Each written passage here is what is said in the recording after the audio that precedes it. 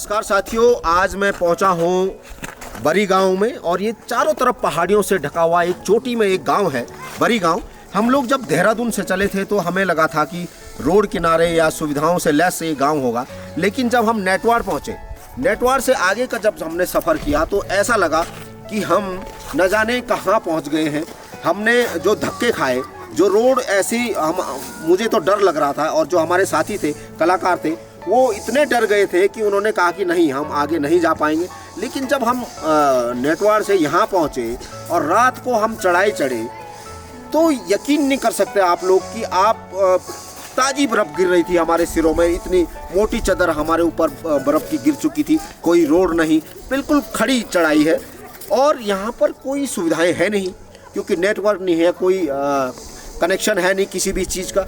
और आज मैं इस गांव में पहुंचा हूं, तो आइए मैं इसी गांव की एक महिला से आपको मिलाता हूं।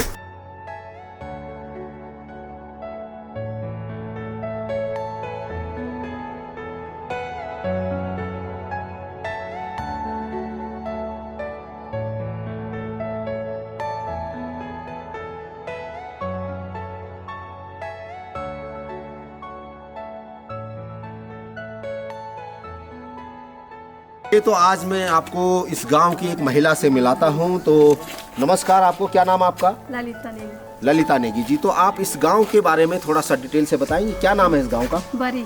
बरी। तो यहाँ पर चारों तरफ मैं देख रहा हूँ कि चारों तरफ बर्फ पड़ी हुई है, ना तो कोई रोड है ना कोई सुविधा है, तो आप कैसे रह लेते हैं यहाँ पर? हम लोग ऐसे ही रहते हैं, गाँव का साधारण जीवन जीते हैं क्योंकि हमारे गाँव में ना रोड है। अगर प्रधान होता है कोई, वो कुछ सुविधा नहीं करते हैं। हमारे गांव में कोई भी है ना, सड़क है हमारे गांव में, पैदल यात्रा करनी पड़ती है। गर्भवती महिलाएं, उसको कुर्सी के ऊपर, कुर्सी के माध्यम से रोड तक पहुंचाया जाता है। हमारे गांव में ना कुछ सुविधा नहीं है। हम लोग वोट देते हैं, उसका कोई नहीं करते हैं। जब भी इलेक्शन आते हैं उस टाइम सब लोग जो है, चुनाव के टाइम सब लोग आते हैं, बुजुर्गों के पैर छूते हैं, वोट तो हम ऐसा करेंगे। जब गांव में इलेक्शन हो जाते हैं उसके बाद गांव में कोई नहीं देखता है, बुजुर्गों की तरफ नहीं देखता है, कुछ भी नहीं है। हमारे बुजुर्ग जो है, जुखाम होगा ना, तो कोई डिस्पेंसरी है ना, हमारे गांव में रोड है।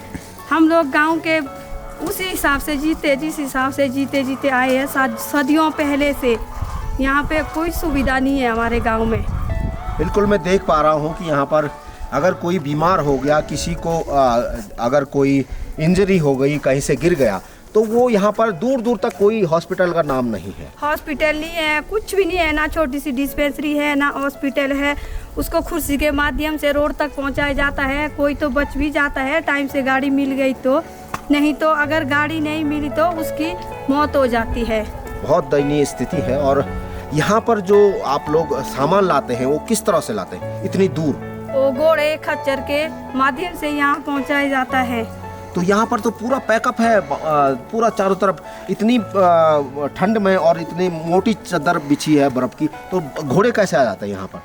कोई बात नहीं, गांव के लोग चले जाते हैं, फिर बिलचा कसी जो भी है हमारे औजार, उसके माध्यम से रोड बना लेते हैं। फिर सामान, सर्दियों का खाना पीने का इंतजाम किया जाता है फिर यहाँ पे। तो इस बार क्या चाहेंगे आपकी? अभी इलेक्शन आ रहा है 2022। हम लोगों को रोड चाहिए जी। हम लोगों को सबसे पहले, नहीं तो हम वोट नहीं देंगे। हम लोगों को रोड चाहिए। बाकी गांव के अंदर जो खड़ींचा है, कुछ भी नहीं है हमारे गांव में। आप लोग भी देख रहे होंगे कि हमारे गांव में कुछ सुविधा नहीं है। तो देखिए आप, ये थी ललिता नेगी जी और बरी गांव से ये है। तो सुख सुविधाएं कुछ नहीं है यहाँ पर।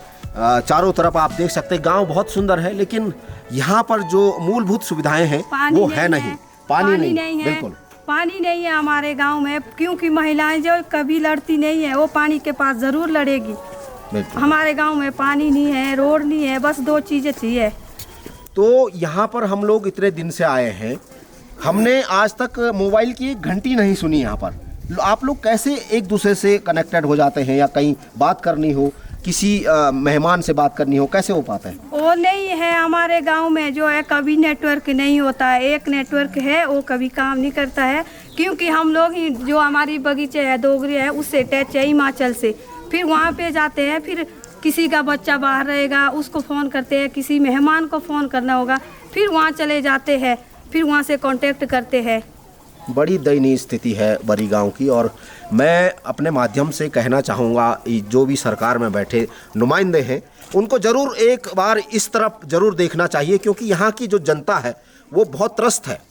वो सुख सुविधाओं से वंचित है, ना रोड है, ना नेटवर्क है, ना ढंग से लाइट है। मैं देख रहा था जब हम लोग बैठे थे तो कभी कभी लाइट झकझक झकझक और बीच में ही गोल हो जाती है।